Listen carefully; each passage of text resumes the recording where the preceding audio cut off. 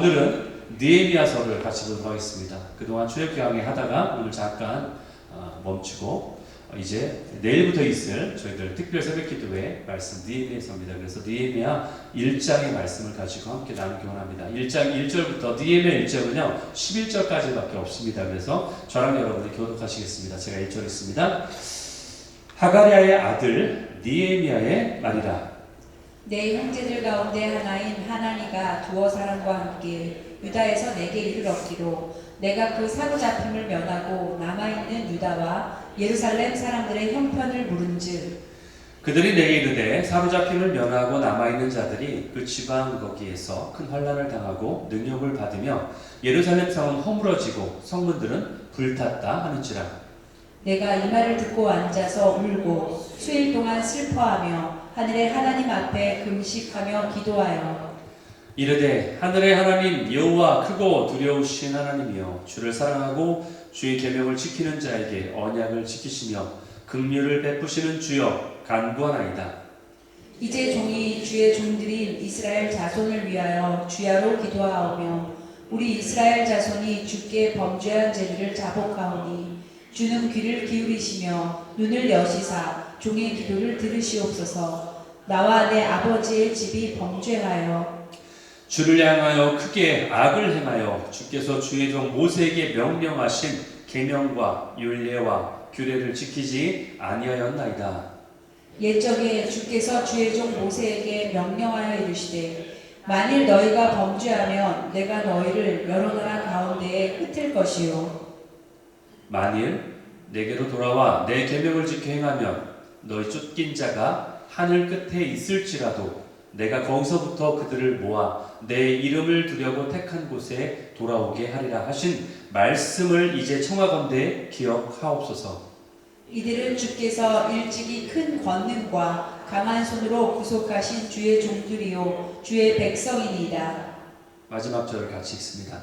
주여 구하오니 귀를 기울이사 종의 기도와 주의 이름을 경외하기를 기뻐하는 종들의 기도를 들으시고 오늘 종이 형통하여 이 사람들 앞에서 은혜를 입게 하옵소서 하였나니 그때에 내가 왕의 술 관원이 되었느니라. 아멘.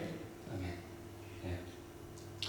오늘 느헤미야 1장의 말씀 가지고 나눌 제목을 Ground Zero의 소망이다. 영어도 비슷한데 Hope at Ground Zero라는 제목으로 나누기 원합니다. Ground Zero의 소망. 느헤미야가 오늘 나옵니다. 그렇죠? 오늘 느헤미야서는 당연히 나오죠. 예. 느헤미야는 유대인이죠. 근데 지금 어디에 있냐면은 바사에 있습니다. 성경에는 바사라고 나오고요. 실제 역사에서는 바사가 뭐냐면 페르시아예요. 페르시아. 예. 페르시아 제국의 아닥사스다 황제의 술 관원이 되었다라고 1장에 나와 있어요. 그렇죠? 여러분 역사에 보면은 5대 제국이 나와요. 5대 제국. 역사에 현존했던 예전에 있었던 5대 제국이 나오는데 첫 번째 아수르가 나오고요. 그 다음에 바벨론이, 그 다음에 또 뭐가요? 오늘 나오는 페르시아, 그 다음에 헬라, 그리고 로마 제국이 나옵니다. 이렇게 그 당시에 당대 최고로 패권을 차지했던 제국들이 등장하는데 오늘은 그 중에 페르시아 제국 때예요. 그때 당시입니다. 그래서 오늘 본문의 시기는 페르시아 제국인데 이 페르시아 황제의 자리는 그만큼 엄청난 자리죠. 예. 모든 나라, 그 주변에 있는 나라들을 다 패권을 차지해서 그 위치에 있는 황제라는 거예요. 그러니까 그 황제의 자리는 엄청난 자리예요. 그러니까 그 황제의 자리를 노리는 자들도 분명히 많겠죠. 정적들도 분명히 있을 거예요. 그를 죽이려고 하는 자들이 분명히 있습니다. 그렇기 때문에 이 정적이나 살해 음모나 이러한 또는 자신이 믿고 있는 충신 가운데서도 자기를 배신해서 언제 독살하거나 자기를 죽이려고 할지 모르잖아요. 그렇기 때문에 자기 주위에 항상 이 음식이나 술에 독을 탔는지 안 탔는지를 알 수 있도록 하는 술 관원을 뒀던 거예요. 그게 바로 느헤미야예요. 그러니까 자기 주변에서 왕을, 황제를 보좌하고 보호하는 역할을 하는 것이 바로 술 관원이라는 거예요. 따라서 술 관원의 역할을 맡은 사람은요 아무나 세우진 않겠죠. 그러니까 아무나 세우면 그 술 관원과 짜서 황제를 죽일 수 있으니까 그 믿음직한 사람을 세웠을 거 아니에요. 그러니까 가장 자신이 신뢰하는 사람, 가장 믿을 수 있는 사람, 그리고 자기가 생각할 때 내 옆에 둬도 언제나 대화를 나누기 좋은 사람. 내가 옆에 두기 막 힘들고 막 무서워하고 이런 사람을 두지 않겠죠? 까칠하거나 이런 사람 두지 않겠죠? 내가 얘기할 때 인격적으로도 괜찮고, 정말로 괜찮은 사람을 두겠죠. 그게 바로 느헤미야라는 거예요. 느헤미야를 뒀다는 거예요. 지금으로 말하면은 백악관의 비서실장, 경호실장, 뭐 이 정도 되는 위치겠죠. 그러나 그거보다 더 높은 위치. 왜냐하면 저 때는 요즘의 대통령하고 다르잖아요. 그렇죠? 황제 자체가 이 나라의 신과 같은 존재이잖아요. 그렇기 때문에 엄청난 위치에 있었던 것이 느헤미야다라고 보시면 됩니다. 근데 오늘 본문을 보니까 느헤미야 그의 인생을 송두리째 바꿔버리는 어떤 사건이 발생해요. 그게 뭐냐면은 느헤미야 동생이 있었어요. 이름이 뭐예요? 하나니. 하나니. 외우기 쉽게 하면은 하나님에서 미음만 빼면 하나니예요. 하나니라는 동생이 있었어요. 하나니가 예루살렘에 방문을 했어요. 거기 갔다 돌아온 거죠. 고국이죠, 그렇죠? 방문한 후에 돌아와서 고국의 상황이 어떤지를 이제 느헤미야에게 전해주는 건데 느헤미야가 먼저 물어봤습니다. 이것이 어떻게 보면은 굉장히 우연의 일치처럼 보일 수 있지만 하나님이 다 계획하신 일이었어요. 여러분들, 하나님의 계획 아래에 우연은 없습니다. 하나님의 계획에는 우연은 없어요. 우리가 우연이라고 생각하는 것도 하나님이 다 섭리하신 거예요. 동생 하나니가 예루살렘에 가게 하신 것도 하나님의 뜻이었어요. 그리고 하나니가 그곳에 가서 예루살렘의 무너진 성벽과 황폐화된 그 도시 성읍을 목격하게 하신 것도 하나님의 뜻이었어요. 그리고 다시 수산성, 지금 페르시아에 있는 그 왕국이 수산성이에요. 수산성으로 다시 돌아와서 자기가 본 것을 자기 형인 느헤미야에게 나눈 것도 역시 하나님의 뜻이고 섭리였습니다. 그리고 느헤미야라는 이 사람을 이용해서 이때를 위해서 하나님이 술관원의 자리까지 오르게 하신 것도 역시 하나님의 뜻이었어요. 여러분, 우리가 이렇게 하나님의 쓰임을 받기 위해서 준비된 느헤미야를 보게 되는데 이런 걸 보면서 하나님 앞에서 우리가 쓰임을 받도록 준비가 된다, 이런 말을 듣는다면 우리는 굉장히 부담을 느끼죠. 그렇죠? 왜냐하면 우리도 이 느헤미야처럼 이렇게 뛰어난 사람이 되어야 될까? 이렇게 특출나고 뛰어나고 심지어는 막 술관원까지, 황제의 술관원까지 맡을 정도로 이렇게 탁월해야 되는 것이 우리가 주님 앞에 쓰임받기 위해 준비된 것일까? 이렇게 부담감을 가질 수도 있습니다. 그렇죠? 그러나 내가 하나님 앞에 준비된다라는 것이 꼭 그런 것만은 아니라는 거예요. 내가 주님의 부르심 앞에 순종하면서 최선을 다하는 것이 맞겠지만 그럼에도 불구하고 내가 주님 앞에 준비된다는 것은요, 내가 그럼에도 불구하고 여전히 불완전한 존재라는 것을 아는 것, 그 겸손함을 아는 것, 이것이 바로 중요하다는 거예요. 바로 오늘 느헤미야가 그랬다는 거예요. 느헤미야가 그런 자였어요. 여러분, 하나님가 전해준 고국의 소식은요, 엄청난 거였어요. 환난을 당하고 저들이 모욕을 당하고 능욕을 당한다라는 슬픈 소식이었어요. 그런데 이에 대한 느헤미야의 반응을 보면요, 그가 평소에 어떠한 삶을 살았는지 우리가 알 수 있습니다. 바로 느헤미야 1장 6절 7절에 나와 있어요. 이 앞구절도 나와 있는데 그가 울면서 하나님 앞에 기도했던 내용을 보게 돼요. 그가 금식하고 기도했다는 것을 알게 돼요. 근데 여기 구절을 보면 참 우리가 특이한 구절이 있는데 그게 뭐냐면은 여기서 느헤미야가 이 회개의 기도를 합니다. 기도를 하면서 뭐라고 하냐면은 저들의 죄를 용서하십시오, 그들의 죄를 용서하십시오 라고 하지 않아요. 대신에 뭐라고 하느냐? 우리의 죄를 용서하십시오 라고 말하고 있어요. 여러분, 이게 왜 제가 이렇게 주목할 만한 이야기냐면요, 엄밀히 말하면요, 예루살렘이 멸망한 것은요, 그리고 예루살렘이 멸망해서 현재와 같은 그런 결과가 나온 것은 느헤미야의 책임이 아니에요. 누구의 책임이에요? 정확히 말하면은 선조들의 책임이에요. 그 전에 90년 전에 살았던 그 선조들, 143년 전에 있었던 그 선조들의 책임이라는 거예요. 그리고 생각해보세요. 지금 느헤미야가 어디에 살고 있습니까? 어디에 살고 있어요? 지금의 이라크예요. 말하자면 이스라엘과 멀리 떨어져 있는 페르시아 수산성에 지금 수산 궁정에 살고 있는 거예요. 그렇기 때문에 느헤미야는 지금 이스라엘로부터 750마일이나 떨어져 있는 멀리에 살고 있어요. 그리고 심지어 느헤미야는 어떤 줄 아세요? 예루살렘 성에 한 번도 가본 적이 없습니다. 이스라엘 땅 고국에 한 번도 발을 밟은 적이 없어요. 느헤미야는. 그러니까 마치 뭐냐면요, 이스라엘 바벨론 시대에 잡혀왔던 포로 중에서 자기 부모가 그 포로 중에 있었던 거죠. 그 부모에서 태어난 2세대, 3세대가 바로 느헤미야라는 거예요. 지금 이 미국으로 치면요, 미국에 이민 와가지고 한국 땅을 한 번도 가보지 않고 여기서 태어난 그냥 2세, 3세가 같은 거예요. 말하자면 느헤미야가. 그런 느헤미야였기 때문에 마치 자신이 이스라엘 백성이라는 정체성을 가지고 있는 것이 오히려 더 이상할 정도로 그러한 자가 느헤미야였다는 거죠. 그런데 느헤미야가 그런 이스라엘 소식을 듣자마자 가슴에 애통해하면서 자신의 고국의 일을 자신의 일처럼, 자신의 아픔처럼 느끼면서 금식하며 기도했다는 것이 오히려 더 이해가 되지 않는 거죠. 그렇게 보면, 그렇죠? 그러면서 그 슬픔을 주체하지 못해서 그것이 우리의 죄라고 지금 말하고 있는 거예요. 그러면서 지금 회개하고 있다는 거죠.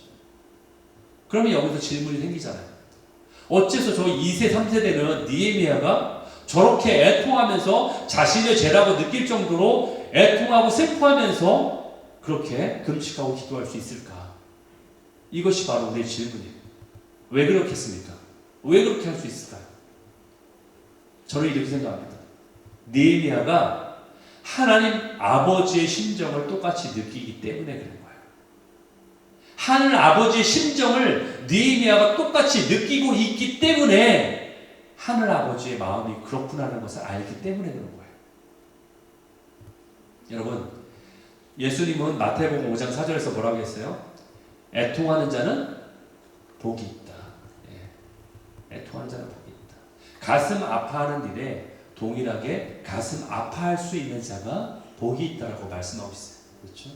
그런데 지금 느헤미야는 그렇게 하고 있어요. 기도하면서 그것이 우리의 죄입니다라고 통회하면서 자복하고 있어요. 마치 자신이 예루살렘 멸망 때에 살았던 사람처럼 생각하고 있는 거예요. 마치 자신이 예루살렘 성에 지금 살고 있는 사람처럼 생각하고 있는 거예요. 마치 그와 같이 자신이 책임을 져야 될 그러한 자로 하나님 앞에 회개하고 자복하고 있는 거예요. 그러면서 느헤미야가 강조한 말이 지금 나오고 있어요. 10절에 나옵니다. 이들은 바로 이스라엘 백성들이에요. 이들은 일찍이 예전부터 주님의 큰 권능과 그분의 강한 손으로 구원하신 자들입니다. 그리고 그들은 주님의 백성입니다. 이렇게 말하고 있는 거예요. 이것이 뭐예요? 바로 이스라엘 백성의 정체성을 말하는 거예요. 이들은 이러한 자예요. 주님이 건져내신 자입니다. 그 주님의 권능의 손으로 건져낸 자입니다. 그리고 주님의 백성입니다. 여러분, 느헤미야가 왜 이걸 지금 말하고 있을까요? 기도하면서 왜 이것을 지금 하나님께 지금 말하고 있을까요? 하나님께서 이 기도를 들어주셔야만 됩니다라고 지금 어필하기 때문일까요? 그런 더 다미성을 주기 위해서 주님이 건져낸 자가 아닙니까? 주님의 백성이 아닙니까? 그러니까 살려주셔야 됩니다. 이렇게 어필하기 위해서 이것을 지금 말하고 있을까요? 네, 그럴 수 있습니다. 그럴 수 있어요. 그런데 그보다 더 중요한 이유가 있어요. 그것도 맞지만 그것보다 더 중요한 이유가 있어요. 그것은 뭐냐? 지금 현재 이스라엘 백성이 겪고 있는 이 아픔의 고통의 근원적인 이유가 바로 이 정체성에서 비롯됐기 때문이에요. 이 정체성을 잃어버렸기 때문에 이스라엘 백성이. 그래서 지금 이것을 말하고 있는 거예요. 여러분, 지금 현재 문제는 뭐예요? 예루살렘의 성벽이 완전히 무너져 있는 거예요. 그리고 성벽이 무너진 것들이 이들에게 가장 중요한 문제라고 그들은 생각하고 있지만 그러나 그보다 더 중대한 문제는 이들의 정체성이 무너져 있다는 거예요. 그것이 바로 그들에게 가장 큰 문제라는 거예요. 여러분, BC 538년은 고레스 칙령이 있었던 때예요. 고레스 왕이 누구냐면요, 바로 지금 페르시아 시대라고 했죠. 페르시아 제국의 초대 왕이에요. 바벨론을 이기고 바벨론을 무찌르고 그 페르시아를 세웠던 고레스 왕이 있었는데, 그때 바로 지금 느헤미야가 살고 있는 이때보다 90년 전이에요. 거의 100년 가까이 되는 거죠. 90년 전에 고레스 왕이 있었어요. 고레스 왕이 근데 어떻게 했냐면요, 바벨론 시대에 이미 자신이 지금 페르시아 제국이 세워지기 전에 바벨론 제국이 있었는데, 그 바벨론 제국 때에 이스라엘을 멸망시키고 포로로 잡아온 사람들이 이미 그곳에 살고 있었어요. 그러니까 페르시아 제국이 새로 세워졌음에도 불구하고 여전히 그곳에는 바벨론 때 잡혀왔던 유대인들, 포로인들이 그곳에 있는 거예요. 그런데 고레스 왕이 무엇을 했냐? 너희들이 지금 가서 고국에 가서 그곳에 너희들이 그렇게 고대하는 성전, 하나님께 제사 드리는 그 성전이 무너져 있는데 그곳에 가서 너희가 성전을 재건해도 돼 라고 그들을 보내줍니다. 포로된 그들을 보내줘요. 풀어줘요. 그리고 그냥 보내주는 것이 아니라 너희들이 가서 성전을 재건할 때 재정이 없지? 그러니까 내가 재정까지 대줄게. 그래서 신기하게도 이해가 안 되잖아요. 그렇죠? 왜 하필이면 왜 이방 나라의 그 황제가 그렇게 하냐는 거죠. 그들에게 재정까지도 줍니다. 그리고 가서 너희가 성전을 재건하라. 그래서 어떻게 해요? 그곳에서 풀려나온 사들이 이제 너무나 부푼 가슴을 안고 드디어 우리가 고국으로 돌아가는구나. 드디어 우리가 이 포로 생활에서 마치고 고국으로 돌아갈 수 있구나. 그래서 부푼 가슴을 안고 성전을 회복하기 위해서 예루살렘에 돌아옵니다. 근데 예루살렘에 딱 돌아와서 그곳을 보니까 너무나 가슴이 무너져 내리는 거예요. 왜? 예전에 영광이 없는 거예요. 폐허가 된 그 예루살렘 도시를 바라보면서 가슴이 무너져 내리는 거예요. 그래서 그들이 당장 그곳에서 성전을 재건했으면 좋은데 그들이 그렇게 하지 못해요. 그래서 성전 재건이 몇 년이나 미루어지느냐, 딜레이 되냐면은 16년이나 뒤로 미루어져요. 그래서 결국 그들이 16년이 지나서야 성전이 완공되는 것을 보게 된다는 거예요. 그런데 거기에서 끝이 아니에요. 성전이 완공됐으니까 이제 제사도 마음대로 드리고, 그렇죠? 마음껏 드릴 수 있고 예배를 드리니까, 그리고 또 하나님의 성전이 회복됐으니까 나의 삶의 모든 것이 회복될 것이라고 생각했는데 성전이 회복됐음에도 불구하고 여전히 문제는 남아있어요. 무엇 때문에? 여전히 밖에 그 성전을 지키고 도시를 지키고 있는 성벽은 여전히 다 무너져 있는 거예요. 그러니까 외부에서 그들을 계속 공격해오고 약탈하고 하는 일들이 계속 일어나고 있었던 일이에요. 그래서 성벽 재건이라는 또 다른 문제가 이들에게는 있었다는 거예요. 그렇게 성벽이 무너진 채로 73년이 지나서 이제 느헤미야 시대가 온 거예요. 그렇게 있었던 거예요. 그렇기 때문에 여전히 그들에게는 어떤 마음이 있을까요? 패배의식이 있는 거죠. 여전히 우리는 해결되지 않은 일들이 있는 거예요. 여전히 그들은 폐허 속에 살고 있는 거예요. 여전히 성전은 있지만 그들은 무너져 있는 그 성벽 가운데서 희망도 사라지고 그들의 믿음의 정체성마저 흔들리고 있는 그러한 삶을 지금 살고 있는 모습을 느헤미야가 보게 된다는 거예요. 결국 이들에게 무너져 있었던 것은 성벽만이 아니라 이들 안에 무너진 신앙의 믿음의 성벽이었던 거예요. 그것을 느헤미야가 보았다는 거예요. 그래서 지금 느헤미야가 지금 하나님께 고백하는 거예요. 이들이 누굽니까? 하나님, 이들이 누구입니까? 주님의 가능성으로 건져낸 자 아닙니까? 주님의 백성이 아닙니까? 이것이 그들의 정체성이 아닙니까? 그래서 이렇게 외치고 있는 거예요, 지금 느헤미야가. 성벽만이 문제가 아니라는 거예요. 이들의 정체성이 무너져 있습니다, 주님. 이들을 살려주세요. 그래서 이것을 지금 외치고 있다는 거예요. 여러분, 오늘 본문 1절에 보면요, 여러분들이 가지고 계신 한글 성경에는 그게 빠져 있는데 원어 성경과요, 히브리 성경과 영어 성경에는 나와 있어요. 뭐가 나와 있냐면은 그때가 어느 때다라는 그 시기가 나와 있어요. 그런데 여러분 한글 성경에 없습니다. 그게 빠져 있어요. 예. 거기에 보면은 아닥사스다 왕 제20년 기슬르월이다라고 나와 있어요. 기슬르월이다. 우리가 낯선 말이죠, 그렇죠? 기슬르월이라는 것을 지금 현재 달력으로 말하면요 11월, 12월이라는 얘기예요. 지금은 12월, 12월 그때쯤이다 라고 말하고 있는 거예요. 기슬월이다. 그런데 여러분들 이제 느헤미야 2장을 가서 보게 되면은 2장에서 기도의 응답을 받게 되거든요. 느헤미야가 이렇게 이스라엘을 위해서, 무너진 성벽을 위해서, 그들의 무너진 정체성을 위해서 기도하는데, 기도한 후에 다시 기도의 응답이 2장에 나오는데, 그 2장에 보면은 그때가 언제냐? 그때는 니산월이다라고 나와 있어요. 니산월이 언제냐면은 현재 달력으로 말하자면은 3월, 4월입니다. 그 얘기가 무슨 얘기냐? 바로 느헤미야가 최소한 4개월 동안 기도했다라는 거예요. 그렇죠? 자기가 기도하기 시작했던 그때가, 그렇죠? 그때부터 3, 4월 때까지 4개월 동안 기도했다라는 것을 말하고 있는 거예요. 그럼 이것이 무엇을 말하느냐? 기도는 하나님의 때를 기다리는 것이라는 것을 우리에게 말해주고 있어요. 기도라는 것은 하나님의 때를 기다리는 것입니다. 4개월 동안 느헤미야가 기도하고 금식했습니다. 그리고 결국 응답을 받았다는 거예요. 여러분, 기도는 하나님의 때를 기다리는 거예요. 이게 중요해요. 하나님의 때, 하나님의 시간, 그렇죠? 하나님의 카이로스의 시간을 기다리는 거예요. 그리고 우리가 기도할 때에 어떤 것을 우리가 얻게 되느냐? 방향성을 얻게 돼요. 올바른 방향성.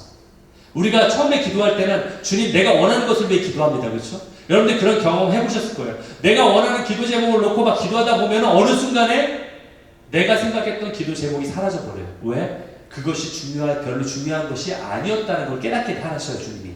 그리고서 새로운 방향성, 목표를 정하게 하세요. 이것이 옳은 기도의 방향이야. 그래서 우리가 기도할수록 방향성을 깨닫게 되는 거예요. 방향성을 얻게 되는 거예요. 여러분, 우리가 말하기를 우리의 신앙은 행동하는 신앙이어야 된다고 말하죠. 그렇죠? 행함이 있는 믿음이어야 된다. 어디서 많이 듣던 얘기죠. 야고보서에 나오는 얘기예요. 야고보서 2장 26절. 영혼이 없는 몸이 죽은 것처럼 행함이 없는 믿음은 어떤 것이다? 죽은 것이다. 예. 여러분들 지금 이 시간 주님을 만나고 계시면 안 됩니다. 예. 여러분들 이 시간 주님 안에 소킹해서 주님 안에 잠자고 계시면 안 돼요. 예. 그것도 중요하지만 지금 만날 시간 아닙니다. 예. 말씀 가운데 만나셔야 됩니다. 직접 대면하지 마시고. 야고보서 2장 26절에 보면은 행함이 없는 믿음은 죽은 것이라고 하잖아요. 그렇죠? 그러니까 이 말씀을 가지고 우리가 주로 어떻게 착각하냐면은, 그러니까 우리가 뭔가 해야 되지 않습니까? 어떻게 우리가 뭔가 열심을 내야 되지 않습니까? 내가 뭔가를 일을 버리고 뭔가라도 해야 된다고 열심을 내는 것이 신앙에서 가장 중요한 행동이 아니라는 거예요. 여러분, 신앙에서 가장 중요한 행동은 바로 기도입니다. 여러분이 행할 수 있고 행동할 수 있는 가장 중요하고 긴박한 행동이 있다면 그것은 뭐라고요? 기도라는 거예요. 그게 바로 기도입니다. 크리스찬이 할 수 있는 행동 중에 가장 중요한 행동이 기도예요. 기도는 생각이 아니에요. 기도는 행함이에요. 아멘? 누구를 움직이는 행함이에요? 하나님을 움직이는 행함이에요. 생각이 아닙니다. 묵상이 아니에요. 기도는 어떤 요가할 때 하는 어떤 그런 것이 아니에요. 기도는 행함이에요. 가장 중요한 행동이에요. 여러분, 우리 삶의 가장 중요한 행동인 이 기도를 통해 우리에게 방향성이 생기는 거예요. 아, 내가 어떠한 방향으로 나아가야 되는구나. 그리고요, 주님은 이 방향성을 깨닫게 한 다음에 또 무엇을 얻게 하시는가? 그 다음에 우리에게 지속성을 얻게 하십니다. 지속성은 뭐예요?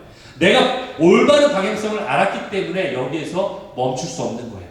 이것이 정말 하나님의 뜻임을 알기 때문에, 하나님의 방향임을 알기 때문에 내가 포기하지 않는 거예요. 그러니까 내가 인내할 수 있는 거예요. 그렇죠? 그러니까 내가 인내하면서 계속해서 나아갈 수 있는 거예요.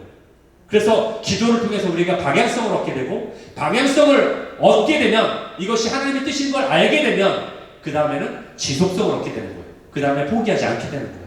그것이 바로 기도의 행동의 지침이고, 그것이 바로 진정한 기도의 모습이에요. 그렇기 때문에 기도는 내가 방향성과 지속성을 통해서 하나님 앞에 내가 할 수 없다라는 것을 인정하는 거예요. 누가 할 수 있어요, 그러면은? 내가 할 수 없으면 하나님이 하시죠. 하나님께 내어드리는 행동이 바로 기도예요. 그래서 내가 할 수 없는 것을 인정하는 것, 그것이 바로 기도입니다. 그렇기 때문에 반대로 얘기하면은 내가 뭔가 열심을 낸다고 해서 세상적으로 막 일을 한다고 해서 뭔가 버린다고 해서 행한다면은 그것은 하나님이 할 수 없고 내가 할 수 있다는 교만인 거예요. 말하자면. 반대로 얘기하면. 그렇죠? 그것을 우리가 깨달아야 돼요. 신앙은 바로 그것이에요. 오늘 느헤미야가 바로 그런 자였어요. 여러분 생각해 보세요. 느헤미야는 얼마나 유혹이 있을까요? 자기는 어떤 자요? 항상 황제와 대화를 나눌 수 있는 자리에 있는 자예요. 항상 황제 측근에서 그에게 영향력을 끼칠 수 있는 자였어요. 그렇기 때문에 신뢰를 얻고 신임을 얻고 있는 자예요. 그렇기 때문에 자신에게 뭔가 부족함이 있거나 내가 원하는 것이 있거나 내가 정말 내 안에 원함을 가지고서 그에게 영향을 끼칠 수 있는 것에 대해서 유혹을 가질 수 있는 자가 바로 느헤미야였어요. 그런데 느헤미야가 할 수 있는 최고의 일이 그거였음에도 불구하고 그는 맨 먼저 뭐를 했어요? 그렇게 하지 않았어요. 기도했어요. 맨 먼저 그가 한 행동은 제가 행동이라고 표현했죠. 그렇죠? 생각이 아니에요. 맨 먼저 한 행동은 금식하고 기도하는 거였어요. 바로 그렇기 때문에 느헤미야는 기도의 사람이라는 거예요. 우리의 신앙에서 가장 긴박한 것, 우리의 신앙에서 가장 긴급한 것, 우리의 신앙에서 가장 중대한 행동은 뭐다? 기도예요. 그것이 행동이에요. 가만히 있는 게 아닙니다. 절대로. 기도라는 것이. 그래서 황제에게 알려지기 전, 기도에 응답 받기 전 4개월 동안 그는 금식하며 기도했다고 나오고 있어요. 성경에. 4개월 동안.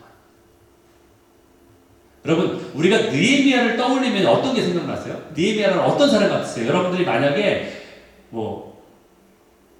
그 사람의 기질을 생각한다 그러면 어떤 기질이 떠오르세요? 성격 재건한 사람이잖아요. 그렇죠? 그러니까 카리스마 있을 거라고 생각하지 않으세요? 그렇죠? 우유부단하지 않겠죠. 카리스마 있는 사람일 거야. 그런 뭔가 적극적으로 사람들의 행동을 추구하고 그 사람들한테 적극적으로 행동을 일으킬 수 있는 그런 자일 거야. 이렇게 생각하죠. 만약에 그런 성격을 가진 사람이라면 얼마나 이 사람이 만약에 행동하고 싶다면, 세상적인 행동을 하고 싶다면 기도보다 행동하기를 원할까요? 그러나 가장 중요한 행동이 기도라는 걸 알았기 때문에 기도의 자리로 나갔던 것이 바로 느헤미야라는 거예요. 여러분, 여러분 중에도 그런 사람이 있죠. 행동이 빠른 사람, 생각이 판단이 빠른 사람. 예. 저는 별로 그렇지 않을 것 같아요. 제 성격상. 예. 저는 행동이 빠르지 않고 생각도 그렇게 빠르지 않아요. 그렇게. 예. 근데 할 수 없어요. 주님이 저렇게 태어나게 하셨는데 어떻게 하겠어요. 그렇죠? 전 저대로 사용감을 받겠죠? 또 행동이 빠른 사람 빠른 대로 사용감을 받겠죠? 그런데 행동이 빠른 사람이나 머리가 판단이 빠른 사람들은요, 4개월이라는 시간은 정말로 긴 시간이에요. 아니, 심지어 한 달만 기다려야 해도 얼마나 싫을까요? 그렇죠? 한 달 기다려봐 그러면 어떻게 한 달을 기다려? 지금 뭔가 빨리 해야지. 지금 이러고 있을 때야. 우리가 이러고 있을 때야? 아니, 하루라도 못 기다릴 거예요. 그렇죠? 하루라도. 한 달은 고사하고 하루라도 더디게 미뤄지는 것을 견디지 못하는 것이 우리 사람들의 속성이에요. 그렇죠? 그게 우리의 속성이에요. 그런데 느헤미야는 그보다 더하면 더했지? 그런 성격임에도 불구하고 그가 기도의 자리로 나갔다는 거죠. 정말로 기도의 사람이라는 것을 알게 돼요. 여러분, 예루살렘에 거하는 자들은 몇 년을 기다린 줄 아세요? 그들이 성벽이 무너진 채 73년의 시간 동안 고통 가운데 있었어요. 아니, 예루살렘이 폐허가 된 이후로 140년 동안 그들은 이미 충분히 기다렸단 말이에요. 예루살렘 사람들은 140년이나 시간 동안 기다린 자들이에요. 만약에 그들에게 너희들이 더 기다려라 라고 한다면은 주님, 제가 왜 또 기다려야 됩니까? 140년 기다렸는데 이걸로 충분하지 않나요? 이렇게 항의할 수 있지 않을까요? 그렇죠? 느헤미야도 만약에 그 심정을 가졌다면 주님, 어떻게 제가 지금 당장 뭔가를 해야 될 텐데 저 140년간 기다린 사람을 보십시오. 저들은 어떻습니까? 저들의 고통을 좀 봐주세요. 라고 하지 않았을까요? 그런데도 불구하고 여전히 기다렸어요. 기도와 금식의 자리로 나아갔다는 거죠. 여러분, 오늘 본문을 보면요, 느헤미야 1장이 기도로 시작해요. 그런데 여러분들 느헤미야 마지막 장 13장의 마지막 절을 보면요, 역시 마찬가지로 저렇게 기도로 마치고 있어요. 결국 기도로 시작해서 기도로 끝냈다는 거예요. 일의 시작도 기도고 일의 마침도 성벽 재건의 마침도 기도로 마쳤다는 거예요. 지금 현재 이스라엘 백성들의 문제는 그들의 눈에 보이는 문제는 어떤 성벽이 무너진 것들만 보일 거예요. 그러나 그들이 정말로 회복해야 될 실제적인 문제는요, 그들 안에 있는 무너진 영적인 성벽이었어요. 그래서 느헤미야는 울 수밖에 없던 거예요. 그래서 울 수밖에 없었어요. 여러분, 우리가 기도할 때 나의 죄인된 모습을 보면 우리가 울 수밖에 없는 거예요. 내 힘과 내 능력으로 어쩔 수 없잖아요. 이것이, 그렇죠? 그러니까 울 수밖에 없는 거예요.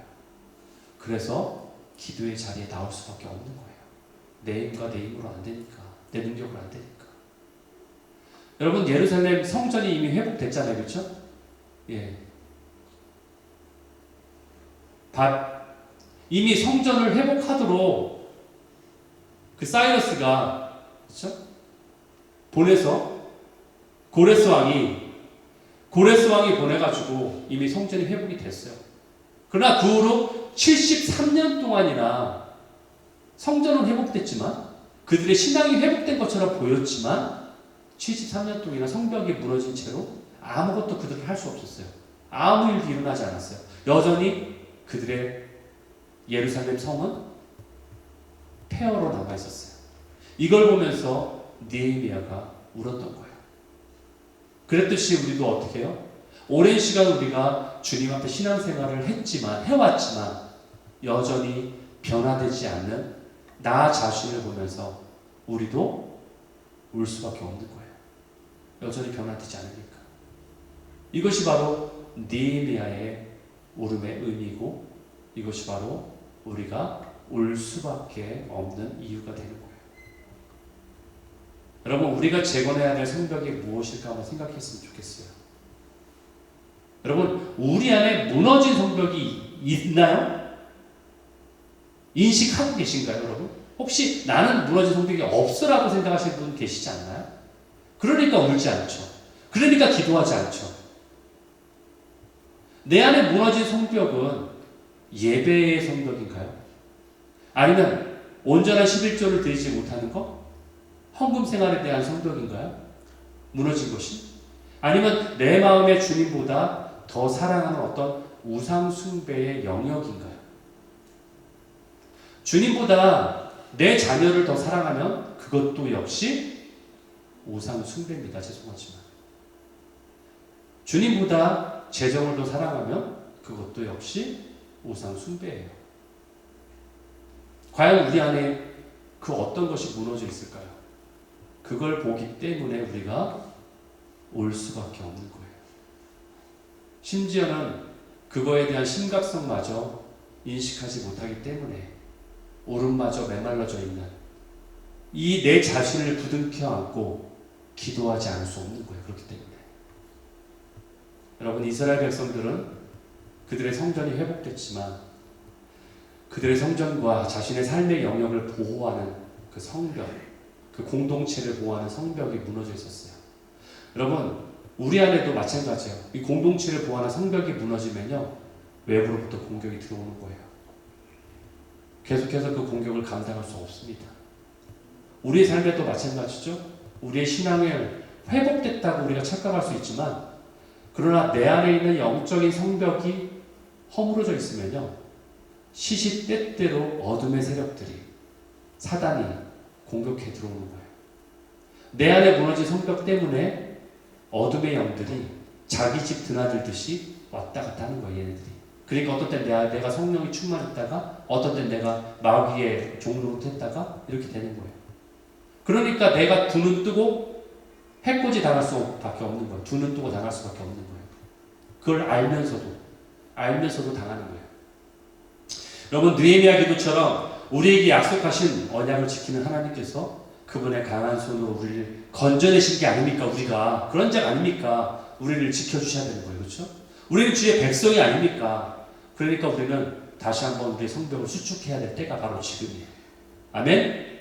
주님, 우리에게 힘 주십시오. 내가 울 수밖에 없지만 우리가 주의 백성이 아닙니까? 주님의 강한 손으로 건진 자가 아닙니까? 이미 그런 은혜를 경험한 자가 아닙니까? 그러니까 우리의 성벽을 제발 재건시켜 주십시오. 우리 안에 무너진 것을 다시 세워 주십시오. 이렇게 올 수밖에 없는 거예요. 이렇게 기도의 자리로 나갈 수밖에 없는 거예요. 여러분, 혹시 뉴욕의 9.11 테러 아시죠? 그 장소에 가보셨나요? 9.11 테러 장소에 가보면요, 지금도 무너진 장소에다가 추모 공간을 만들어 놨어요. 그리고 그곳 이름을 뭐라고 했냐? 오늘 제가 설교 제목을 했던 그 제목이에요. 그라운드 제로라고 돼 있어요. 그라운드 제로. 그라운드 0. 그라운드 제로. 그러니까 레벨이 낮은 거죠. 그라운드 0이에요. 나띵이에요. 나띵. 예, 1층도 아니고 2층도 아니고 그때 몇 층이었어요. 예, 쌍둥이 빌딩 있을 때. 그것이 다 무너져 내렸기 때문에 그라운드 제로가 된 거예요. 나띵이에요. 나띵. 그래서 그곳 이름을 그라운드 제로라고 한 거예요. 땅에 세워진 것이 아무것도 없어요. 모든 것이 무너졌으니까 아무것도 없겠죠. 여러분들, 우리의 모든 것이 무너진 그 자리가 바로 우리의 그라운드 제로예요. 여러분, 무너진 곳이 있다니까요. 우리 안에. 그것이 바로 우리의 그라운드 제로입니다. 우리가 그것이 없는 것처럼 외면한다고, 그것이 없는 것처럼 회피한다고 그것이 세워지는 게 아니에요. 절대로. 그라운드 제로는요, 바로 은혜의 장소예요. 왜? 내가 세울 수 없기 때문에, 주님이 세울 수 있기 때문에 은혜의 장소예요. 주님이 하실 수 있으니까. 주님이 하실 수 있습니다. 주님이 좀 세워주세요. 현실은 무너져 보이지만 믿음의 눈으로 바라보면 그라운드 제로이기 때문에 그것이 은혜인 거예요. 왜? 내가 세우는 것이 아니라 하나님이 세울 수 있는 곳이기 때문에, 하나님이 세우실 것이기 때문에, 그래서 그것이 우리에게 은혜가 되는 겁니다. 은혜는 받을 수 없는 자가 받는 것이 은혜잖아요. 그렇죠? 우리가 그럴 자격이 없는데, 내가 그럴 능력이 없는데 주님이 하시기 때문에 그것이 은혜가 됩니다. 여러분, 그런데 거기에 소망이 있어요. 저 소망은 뭐예요? 이제는 무너지고 싶어도 더 무너질 데가 없어요. 그라운드 제로기 때문에 내가 무너지고 싶어도 더 무너질 것이 없기 때문에 이제는 일어설 것만 남아있어요. 그러니까 그건 소망인 거예요. 그것을 주님이 세우실 거예요. 그라운드 제로는 그래서 소망의 자리고 은혜의 자리입니다. 아멘? 주님이 일하실 것입니다. 주님이 일하십시오. 내 삶 가운데 무너진 곳에서 내가 그것을 대면할 것입니다. 그라운드 제로지만 그러나 내가 그것을 대면하고 그 안에서 주님 기도할 것입니다. 주님, 나는 이러한 자입니다. 어떤 자입니까? 주님이 나를 건져주신 자이고 주님의 백성입니다. 이미 그 은혜를 경험한 자입니다. 그러니까 다시 한번 나에게 은혜를 베풀어 주십시오. 이것이 바로 은혜의 자리예요. 여러분, 우리가 할 수 있는 가장 긴급한 행동, 무너진 곳을 보았기 때문에 이제 더 이상 지체할 수 없습니다. 가장 긴급한 행동이 기도예요. 내가 할 수 있는 가장 중요한 행동이 바로 기도예요. 그러니까 우리는 기도의 자리로 나올 수밖에 없는 거예요. 그렇기 때문에 우리는 이 무너진 장소를 움켜안고 부둥켜안고 울 수밖에 없는 거예요. 그라운드 제로에서 이제 시작해야 되는 거예요. 여러분, 이 기도의 자리로 여러분을 초청합니다.